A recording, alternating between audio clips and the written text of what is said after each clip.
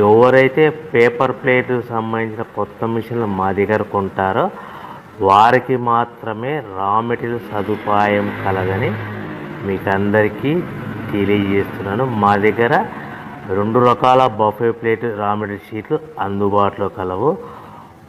12 ఇంచులు గల బఫే ప్లేట్కి 13x13 గల రా మెటీరియల్ షీట్ అందుబాటులో కలదు. 13 గల ప్లేటు తయారైన ప్లేట్కి 14x14 రా మెటీరియల్ షీటు అందుబాటులో కలవు.